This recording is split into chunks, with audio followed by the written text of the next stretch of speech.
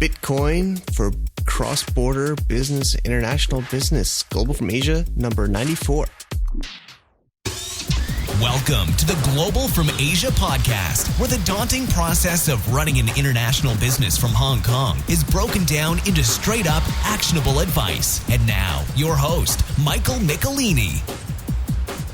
Summer is in full effect. Recording today's intro on Sunday afternoon. Just got back from the pool. Miles, my kid, can swim. He's about 13 months now, and he has arm floaties on, but he's still kicking like heck and moving across the pool like a pro. It's pretty funny. The Chinese parents and my wife are all kind of amazed and freaked out at the same time. I have to hold her back from coddling him and holding him all the time in the water, but just one of the many differences of how East and West does upbringing for children. I literally just kind of, I don't want to say throw him in the water, but put him in there, let him get a little bit nervous and get comfortable after a while and bob up and down, and he figures it out. Okay, and now a little bit back onto the show. A lot of people liked the interview of last week where I was being interviewed with James. Got quite a few emails from people who liked it and learned a bit more about me. I'm still nervous that it's even online still. It didn't cut any of the answers where I was a bit embarrassed, but hey, I guess that's why you guys like it. So now for this week's show, we have Adrian Bye on. He's moved to China late last year, and he and I have been in touch regularly. He's pretty far away from me in central China, but we talk online, of course. And he's had a rough time with banking at first and international transfers, and he explains that, but he's kind of got it all figured out, it seems, with Bitcoin for cross-border business. So he's going to share with us openly and shares quite a lot. So let's listen in. Thank you, everybody, for tuning in to another Global from Asia podcast. We have a fun one today. I'm excited. We have Adrian Bye on the show. He's in central China dialing in. So thanks for coming on with us today, Adrian. Thanks for inviting me on the call. Sure. We've gotten to know each other over the past about six or 7 months now or more. And your journey to China, do you want to give us a quick high-level introduction of yourself and what you're working on? Sure. I came to China in November last year. Mike was actually one of the first contacts for me coming here, and you gave me a huge amount of really helpful support in coming, and I'm still very grateful for that. That's why I do everything I can to help you with things now. And I'm living in central China in Wudang Mountain, which is considered one of the most sacred mountains in all of China. It's where Taoism is sort of one of the central place for Taoism, and where a lot of the Taoist philosophy comes from, which is one of the most important philosophies of actually all of Asia, not just China. And so I'm working on a project here which will be coming out in the next 6 to 12 months, I would guess. Prior to this, I was living in New York City, and my website is meetinnovators.com, which is a business networking site, and I've got a lot of interviews with pretty well-known entrepreneurs across the tech industry and in a lot of different realms. And so that's what I've been doing. Yeah, I mean, I'm really, again, appreciative of knowing you. And yeah, you were basically podcasting before it was almost really a thing. It's everywhere now. And Meet Innovators, I've caught up with a few of those really high level interviews. So I definitely recommend people check out your site and learn from it. So today's topic is Bitcoin and using it kind of for cross-border business and life. So I know we've always connected on that and we've shared some ideas. So I think today would be great. We've had a couple of shows talking about Bitcoin before, but today I think we want to focus on, just the usage of it, not specifically like in Asia or China, but just I think between borders as a business owner and also as an individual. So do you want to give us some background how you've been using Bitcoin or how first got involved with it? Yeah, I mean, when I saw it came out at a very, very early stage when it was at, like $1 a coin or something like that. And, I talked to some friends who were involved and they were buying some up, and I didn't have time, and I thought it was probably a waste of time, and so I ignored it. And then it started to take off, and when it got to around $100 a coin, I started to look at it quite a bit more, and then finally as it really started to take off, I ended up buying a huge amount. At most of it, I managed to get right near the top at something like $1,000 a coin or $1,200 a coin or something like that. I think I paid $1,100, maybe might have been the highest. So today it's trading at something like $290 a coin. So I've lost a huge amount of money in Bitcoin, and I'm just holding it and hoping that it'll come back up. I think that it will. It just was interesting, and as I started to dig in more, I actually went to one of the earliest Bitcoin conferences in San Jose. I flew there. I'd done a trip to the Amazon jungle, so I spent 10 days with the indigenous Indians in the Amazon, and then flew straight from there up to San Jose to a Bitcoin conference, and it was quite a contrast going from living with piranhas in the lakes and Indians catching fish and things like that to hanging out with geeks in Silicon Valley. One of the things that was interesting at the time was to notice how much Bitcoin was in the media, but how small the conference was. So there's a lot more noise about it than I think is. It's sometimes maybe hyped a little more than it should be, but I still think long term it's going to be. Even though I'm invested in it, I think long term it's got a lot of strength behind it. Sure. Yeah, I mean, I remember similar like you. I heard a friend in American in China had bought in at of course, not under 100, but he was selling at 70, and he was pretty upset because he, even if he still had it today, be doing well, but yeah, it's also just, I still kind of it's just not tangible, right? It's just in the internet, right? Maybe give people your interpretation of what is Bitcoin. I think some people will probably know it, and even last time people were still kind of understanding, what is this internet money? Is it? And then of course there's those scandals where somebody loses it in their couch in Japan or something and finds a hard drive of money in their couch cushion or something like that. And do you want to give us a little bit of a? Yeah, and actually there's a couple of interviews on my site with some of the earliest adopters of Bitcoin. One is Roger Ver, VER, and he's actually from Tokyo. He's called Bitcoin Jesus, and so he's one of the original Bitcoin guys. So he's a good one. That's a good interview to listen to. Okay, sure, I'll link on Bitcoin. And there's also one with Charlie Shrem, who is currently in jail for some Bitcoin stuff. Ouch. I did the interview with him before he went to jail, but he's sort of one of the early guys who somehow got tied up in Silk Road or something like that. Oh, but yeah. Again, they both have a lot of depth on that. I think I've got a couple more, but those are some interesting ones. Okay. So why it's important is it's money that's backed by math. One of the problems we have just in generally in the world is that democracy as an institution tends to fail over time. If democracy kept working, we would have been running in a democratic republic or democratic institution since the Greeks, right? Because they were the ones that invented it, but it fails. The Roman Empire went away. All of these things tend to fail over time, and the same thing tends to happen with economies as well, and currencies. Currencies tend to fail. I carry around with me a coin from Marcus Aurelius's reign in the Roman Empire, awesome. Which is 2,000 years old, just because I'm a big fan of Marcus Aurelius and the things that went on, but it went away. And so Bitcoin is designed so that the dynamics which cause these things to happen to not be able to happen. And so it's backed by math, and it means that it can't be influenced by government policy.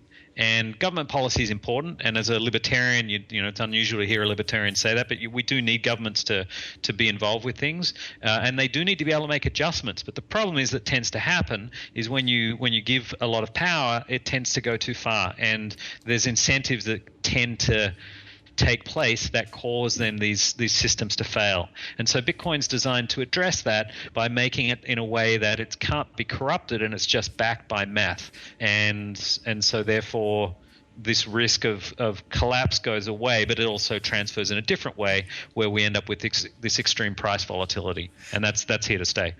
Awesome. Wow, thanks for that answer, Adrian. And yeah, so I like that thinking of its currency backed by math. I think that's the first time I've heard it in that simple form, and I like it. But I guess that's why sometimes it gets. But I guess people say even with the internet, they started out kind of in guys in their underwear, watching X-rated movies and stuff, and then it became like, what the internet is today, where you can get access to amazing information. I think Bitcoin maybe had a little bit of early stage, like negative PR with the Silk Road and other things, but we're all hoping it goes more mainstream because it's very powerful. So I think let's get into some more use case. Actually, just on that point, ahead. that's actually one of the things that drew me to it, because I've been around technology for 30 years or something, and I've noticed that the things that tend to be successful tend to come from something that's a bit edgy in the beginning. And obviously Silk Road and the drug marketplaces and all of that sort of stuff were big drivers for Bitcoin. I don't like drugs. I don't use drugs. I don't support them at all. I've never used drugs, actually. But seeing that happen with Bitcoin was very similar to what we've seen with, PayPal, for example. A lot of the initial drive for PayPal happened through casino. A lot of people were using PayPal to do casino betting. The founder of Wikipedia used to be in the adult industry. Google used to do domain parking. Craigslist a lot of it was driven by prostitution in the early days. So there's a lot of these things that drive things that become important that are a little bit edgy, and that's one of the things with Bitcoin. Another thing that's also important to keep in mind while the price is not doing well right now is that they tend to go in cycles where there's a big burst and then there's a big collapse, and then later real growth happens. And I think we're seeing this now with Silicon Valley. This is something Fred Wilson, one of the top investors in the world, talks about a lot on his blog as the technology life cycle. And so we're in sort of the down period right now with Bitcoin. And at some point, what I expect to happen is there'll be absolute spectacular growth as a whole lot of the things are figured out, and it'll move forward, or it'll totally collapse. It'll be one or the other, and we're waiting to see. But all of the indicators that I see from this is that it's following the typical adoption trend that we see in technology. Okay. Yeah. I mean, I hope so too. I'm not fully invested, but I'm sitting on a few coins for a while, and at different prices. So let's go to more use cases and business cases for some entrepreneurs and business owners listening. So of course we're in a cross-border, culture environment, especially here in Asia, in China. So can you give us some ideas of maybe how you've used it since you've gotten here? Yeah, so when I first came to China, I think I did tell you about this. I really struggled with how to get money over here from the US, and I did a bank transfer of $8,000 from my credit union account in the States, and I set the transfer wrong. I told them to do the transfer in Chinese currency from my credit union, and then what happened was that then when it was delivered to the bank in China, they wouldn't accept it because they will only accept inbound currency in dollars.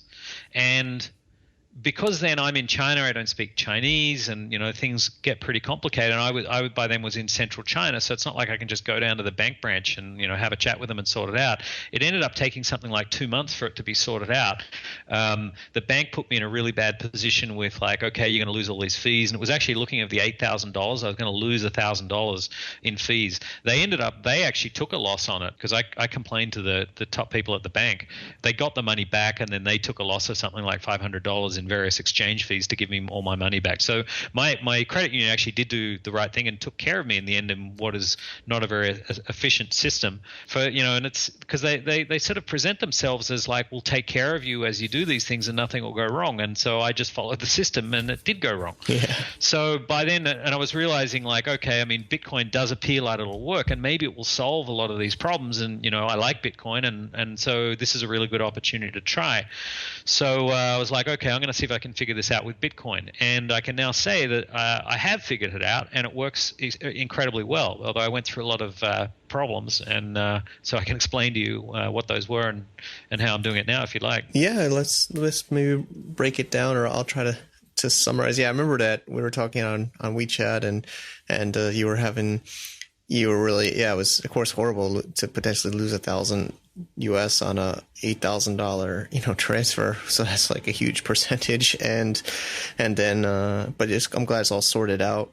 And then like you said, I'm in more urban. You're really rural. You sent me some photos. Maybe we can even put a couple on the post or link to some of your pictures. But yeah, you're way out in central China and in the mountain. I hope to visit you soon. So you were dealing with all this by phone or I guess. Yeah, well, I mean, no, now I don't talk to, I don't actually even use my bank anymore in China. I mean, I use them for banking, but I'm able to do everything through electronically. So, because one of the things out here in China is the banking UI is not in English. Yeah. And why should it be, right? Because we're in China, but I don't speak Chinese, and so it makes things like online banking very difficult.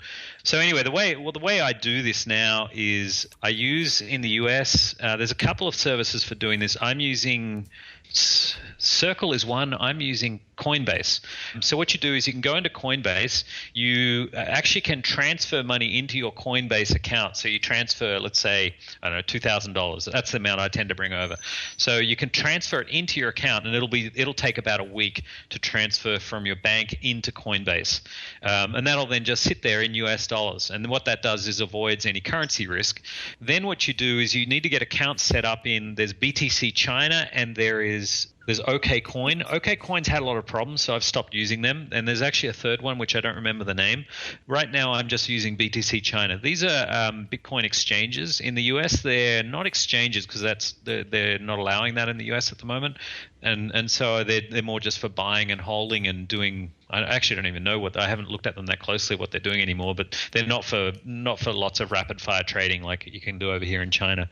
And so once you get the account open, which is actually fairly difficult, I had to go to the police station and get like a piece of paper to show that I'm a resident and where I live. And then I had to send that over to BTC China along with my ID and a photo of me holding the ID and all of this other stuff. Once you get that, you get validated on the exchange, and you can then have that then synced with your bank account here in China.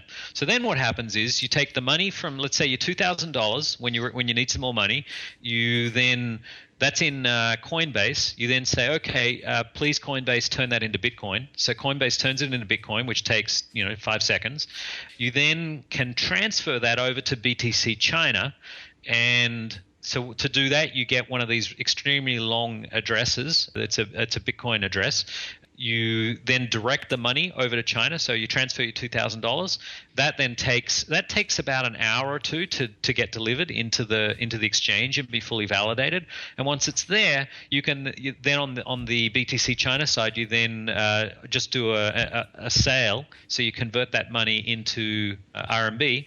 And once that's converted, which happens basically instantaneously, you can then withdraw it straight to your bank account, which takes about 24 hours. So what this means is I've got a process that is very low cost for getting money from the US into my bank account in China that's really quite simple. It is work to set it up. You have to understand things like two-factor authentication and other things like that. There are costs. It costs $30, I think, for Coinbase to do the buys. And by doing it this way, there's basically no real exchange rate risk because you're only holding the Bitcoin for about an hour. What I found, I actually don't bother tracking the exchange rate anymore. I did in the past, and I was doing it a different way, which I can explain afterwards. But what I found is the exchange rate's pretty good, but this is easy, and I don't have to talk to anybody. So for me, I'm even happy to tell. I think the last time, had I gone and done it at the official rates, it might have actually been, I might have made 100 RMB more. So it might have cost me $15 to $20. I might have actually, by using the official exchange rate. However, they still have fees and everything as well. So I suspect by doing it this way, I'm probably beating the official exchange rate by a little bit. Awesome. But just that the main thing is the ease of use. The risk, of course, is that if I copy and paste and send the money to the wrong address, then I lose all the money. So that part's a little bit scary. But other than that, I mean, I'm finding it's working absolutely flawlessly, and I love it. Yeah, it's true. That's the one thing about Bitcoin that you brought up. It's not refundable or like reversing or so you got to be exactly 100% sure. And it's similar to a bank wire, though. I mean, it could bounce back, but if you were to put it to another person's name by mistake, it can get stuck. It get lost too, but yeah, the banks will get it back, whereas this you won't. But you're copying and pasting a very long string, so. I don't know. I'll probably make a mistake one day, but so far I haven't, and I see it as being fairly difficult to make a mistake, to be honest. Yeah, I agree. I mean, yeah, copy and paste, and then you can also scan a QR code. I think sometimes if you're nervous, like on the wallets and stuff like that, to make it faster and more precise. So I guess then, because like I've tried to pay other people, like contractors with Bitcoin, because sometimes they don't, they're also technical and they want to try it. They don't have any, but there's still a lot of people nervous. Like somebody in Singapore, I tried to get to receive some money for me, and a Canadian in China, but I guess they're also afraid of the currency. So it's only a 1 hour potential risk in the fluctuation of the price in Bitcoin.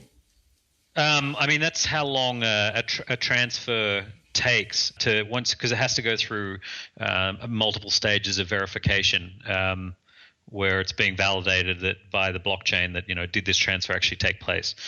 So it may happen a little bit quicker, and there's certainly there's some initial validations that happen much faster, but you need a certain number of confirmations that the transfer went through for both ends to be sure that yes, this really was sent. So an hour is about right, is what I'm finding that these guys are taking to get through. It might be, you might be able to get it through in half an hour, but an hour seems to be where, and I've done it enough times now, it seems to be pretty consistent. So for your guy in Singapore, for example, the way he would do that then is he needs to have an account on the local Singapore exchange, and I'm sure there are quite a few. And so then you can just send him the money via Bitcoin, and he can then go and convert it straight into his local currency on the exchange. And for a country like Bitcoin, it actually should work really well. True. No, I agree. But I think sometimes some technical guys are a little bit risk averse. So he was one of the more introverted, kind of shyer guys. Just wanted PayPal. So yeah. I mean, I think I got it, and I've used it too within Hong Kong with some exchanges there, and then I can fund it and then convert to Bitcoin, send it to anybody in the world, and then they receive it. They can. Basically, this isn't, of course we're talking about China, but this could happen anywhere, right? You convert it to Bitcoin through an exchange, or I guess if you don't call it maybe in the US you can't call it an exchange, but you convert it to Bitcoin and then you send it. The person who receives it can either hold it or they can convert it to a currency in their home country or the country they're in to get that local currency through that exchange. Right. All right. And it's easily transportable. I mean, one of the big things is when the world is going through a lot of changes at the moment as these things happen. One of the big stories is from World War II is the Jews when they were fleeing Europe. A lot of their gold and stuff was seized, but one of the important things was that they were able to take gold out with them. So gold was essentially the transportable currency back then, and now we have Bitcoin. And so it's a nice hedge against future risk. And a lot of us, including myself, are not confident in the long-term stability of the US dollar. I think China's also showing that it's not confident in that either. And so Bitcoin becomes a way to hedge against that. True. Yeah, I mean, I think the global economy, right, can't be dependent on one currency. So, that hopefully this will get more and more adopted. So then somebody getting started, I guess their first step, I guess depending on what country they're in, is to get an account that can connect to their local bank or where their current US dollars or any currency bank account is, and then try to link that up with an exchange or a Bitcoin available.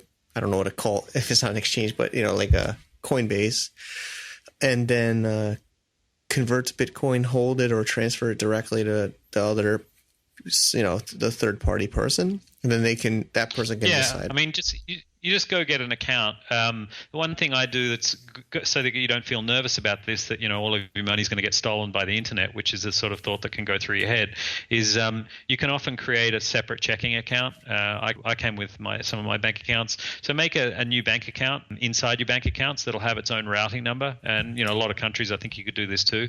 And I can just do it online. It takes like 1 second to make a new account, and then that then becomes the one you link to the Bitcoin exchange. So then when you want to transfer money, you can just move money inside your bank account. So that way your maximum risk at any time, if something goes horribly wrong with it, everything is whatever's amounts in that bank account. And so then, you can just, the main thing is just not to be able to do it in a way that you're not worried about what's going to go wrong. And then just try it, withdraw $10 and try sending it to a friend or sending it to another country. And it's really liberating, that feeling when you see that you can essentially email money to someone. It's pretty exciting. Yeah, no, I've done it quite a few times too, and it's great. So Thanks again, Adrian. I think that's all I have. Respect your time. And then you mentioned at the beginning, but what websites or ways people that are interested to talk to you, how should they go about doing that? My main site is meetinnovators.com. And so if you're interested in Bitcoin, then Roger Ver and Charlie Shrem are 2 interviews. Another one is Jeffrey Tucker. You could just search their names on the site and they'll give you more info about Bitcoin. Or if you just want to learn about entrepreneurship in general, there's almost 10 years worth of interviews on there. Awesome. Yeah, I'll link it up too. Okay. And that's a wrap, Adrian. Thanks so much for coming on. Thanks for inviting me. Thank you, Adrian, for coming on and sharing so openly. I really appreciate it a lot.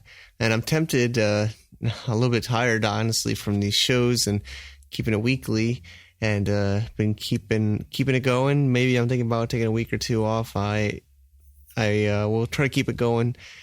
We do have great interviews already ready to go, so a little bit easier for me. Also, reading off some 5-star review, actually 1 5-star review we just got. And it's from no other than James Solis, who interviewed me last week. Technically, he left the review before I even saw it and before I asked him to come on the show. He's a pretty awesome guy and leaves a great review. Let's read it. 5-star from US, James, titled Great International Business Podcast with Honest and Real Entrepreneurs. And he says, the Global from Asia podcast provides you with great insight on different aspects of international business. My favorite consists of international trading and e-commerce. Not only does Michael come off as genuine, trustworthy host, but he does a great job in choosing like-minded, genuine guest speakers who provide real-world advice and stories that hit close to home. Their stories have motivated me to start getting involved with international business. I truly enjoy listening to the Global from Asia podcast and would certainly recommend it to anyone interested in international business or doing business with China. Thank you, James. You're like a ultimate fan here. So I really appreciate that. And okay, so that wraps up this week's show. I love hearing from you guys, topics that you like, questions that you have, things you want to hear about, what you've liked or don't like in the show. We have a wide range coming up from selling on Amazon via China, Hong Kong press, startup scenes in Hong Kong, and more. So keep that subscribe button on, and I will see you next week. Peace. To get more info about running an international business via Hong Kong, please visit our website at www.globalfromasia.com. That's www.globalfromasia.com. Also, be sure to subscribe to our iTunes feed. Thanks for tuning in.